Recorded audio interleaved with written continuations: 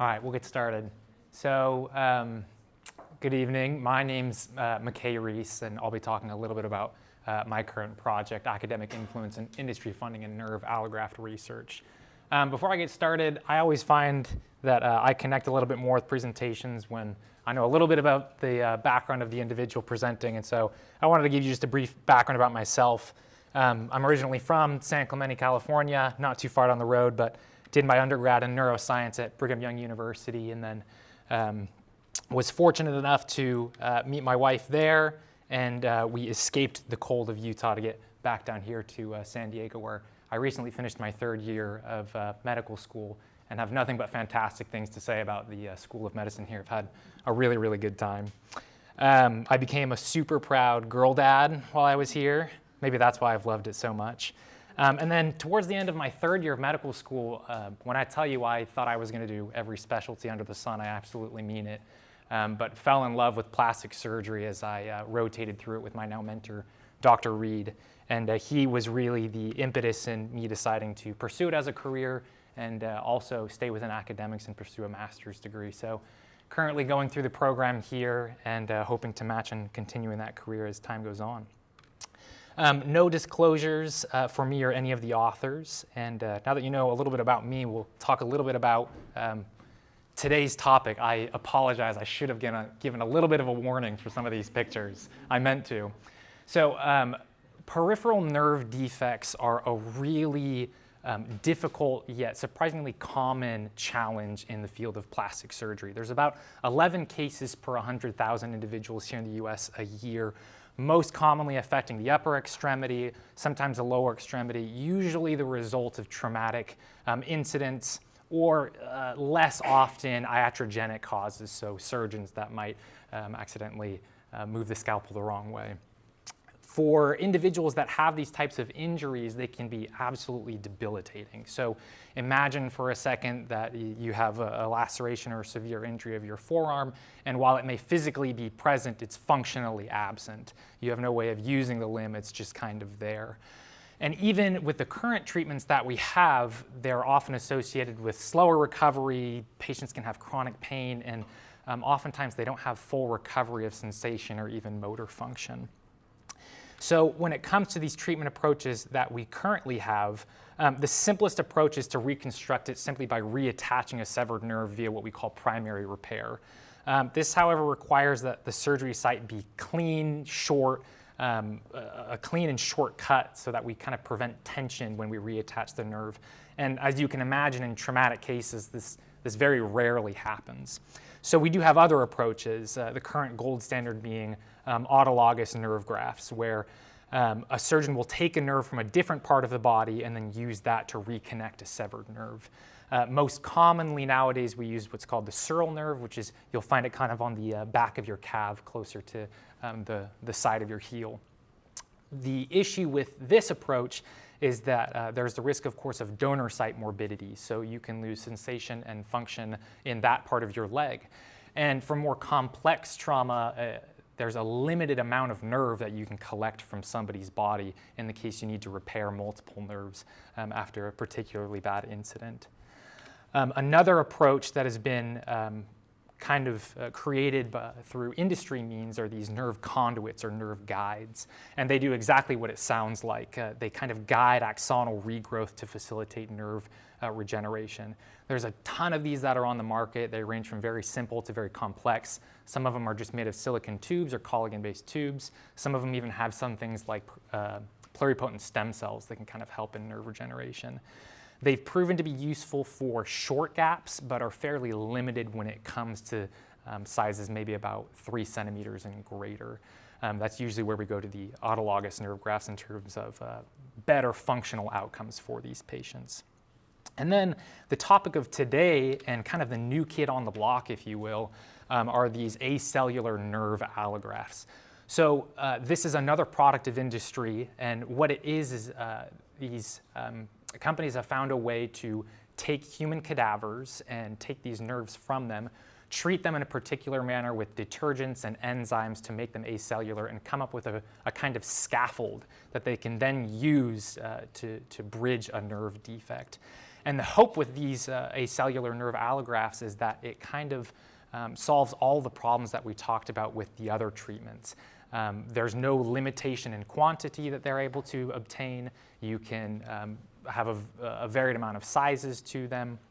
And essentially, they have this large promise of kind of solving the issue of these peripheral nerve defects.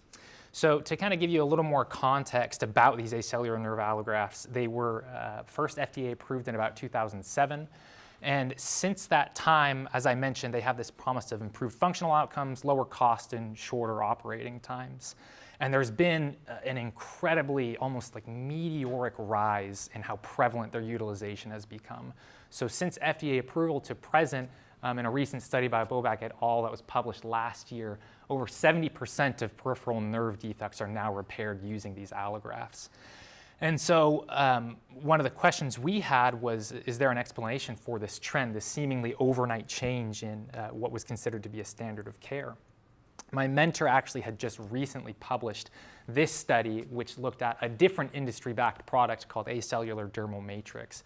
And what they had found was, despite very high costs and lack of FDA approval, this matrix that we used for breast reconstruction not only didn't have kind of all the evidence for equally comparative outcomes to not using it, but that there were significant ties between its use and publications on the topic and industry funding that individuals were receiving for doing these publications. And so comparing this meteoric rise in nerve allografts and this meteoric rise in acellular dermal matrix, we thought, could there be similar findings present with nerve allografts? So the study purpose essentially was to look at research and it being subject to bias and how this can have very large downstream effects on physician training and clinical practice, and how shedding light on biases like these conflicts of interest can be of critical importance. And so our primary objectives were to investigate the prevalence of industry funding in the nerve allograft industry and field of research, and to investigate whether or not there be a relationship between academic influence and industry funding there. So the way that we went about this is we first conducted a systematic review of plastic surgery papers focused on nerve allografts, using nerve and allograft, very broad mesh terms, and about 14 high-impact plastic surgery and reconstructive journals from 2005 to 2022. We then took all of the authors from these plastic surgery journals and put them in what's called a co-authorship network and calculated something that we call centrality. Now, what these are is a co-authorship network is a way of examining collaborative relationships between authors and academic research. And centrality refers to a quantitative measure of influence that an author has within that particular network, kind of indicating how important they are in facilitating the flow of information within that network. And we'll talk about that a little bit more when we get to the results. But once we had this co-authorship network and we were able to see which authors in this field of nerve allograft research potentially had the most influence, we were able to pull their NPIs or their national provider IDs and use those to look up payment information that they had received in the Open Payments database. Now what this is it's a database that was created as part of the Sunshine Act in 2010, and it requires pharmaceutical and medical device companies to publicly report the payments given to physicians and teaching hospitals. And this goes all the way back to 2013. And last but not least, all of our statistical analyses were completed in our studio, and we did Spearman's correlation between this relationship as well as linear regression modeling. So to get to the results here, we extracted about 185 different studies, the majority of which were non-clinical. As I mentioned, it's a fairly new kind of technology, and so a majority of what's out there is still these experimental animal models and basic science. There were about 10 studies published per year, the peak being right about 2020 with 24, 2008 only having about 3, that being the trough. And then only 61 of these studies actually included human subjects, 42 of which were positive in their outlook, 17 being neutral and 2 being negative. And then 45 of these 61 studies were descriptive in nature, while only 16 were comparative, so meaning that they had either a control cohort or a comparative cohort to compare to these nerve allografts. Now, when it comes to the industry payments that we had, so the way that we were able to extract it is look at these payments by the type of payment that was received, as well as the year that it was received by these authors. So when we talk about type received here on the left, we specifically are looking at general payments, as what the Open Payments Database calls it.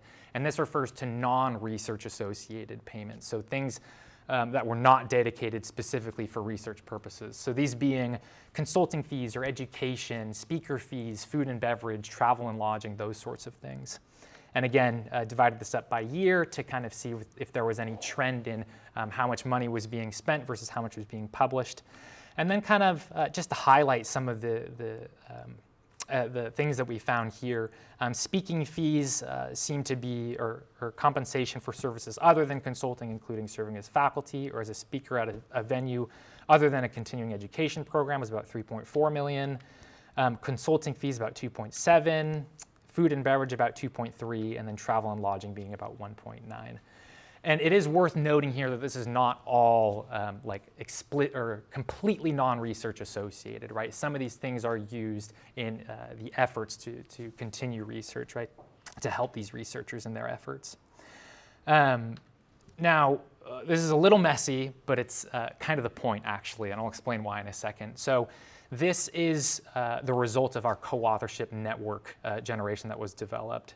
So what you're looking at is something, again, that kind of looks messy, but we can actually glean a lot from. So each dot actually represents a unique author, or what we refer to as a node. And we had a total of 581 authors in our network. And each line between these nodes represents what we call a tie. And this represents any co-authorship between two individual authors.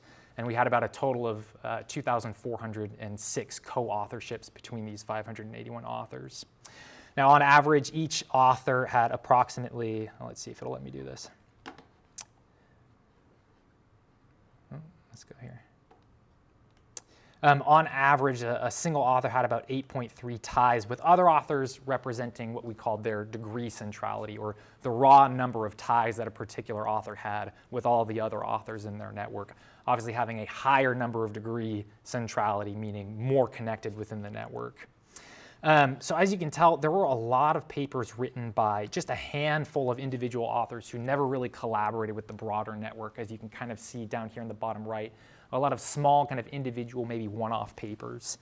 There were also maybe moderately sized networks that you can kind of see here in the top right with perhaps a dozen, maybe to 2 dozen authors.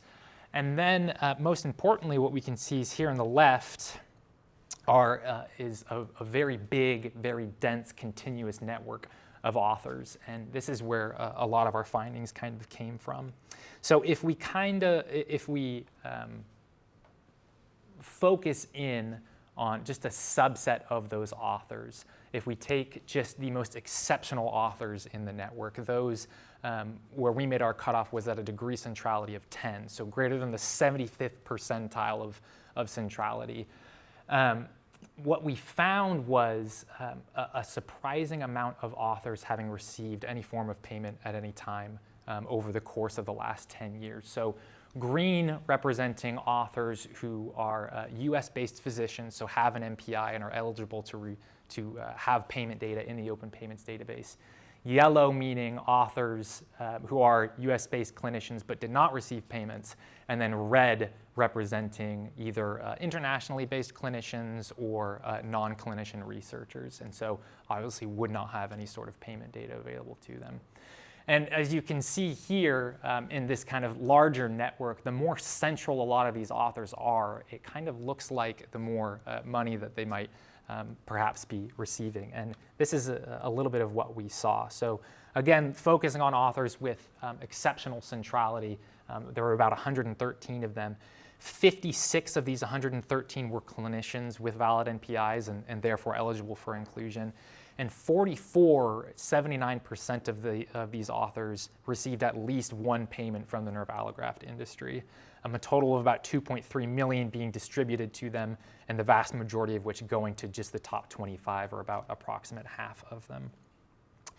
And then last but not least, when we look at our linear regression analyses and our Spearman's correlation, we did find a significant correlation between centrality and total payments received. And our linear regression estimated that there was an approximate pay increase of about 18% per additional unit of centrality that these authors had. And this relationship actually remained the case even after controlling for other indicators of academic success or academic influence like H-index or raw number of publications.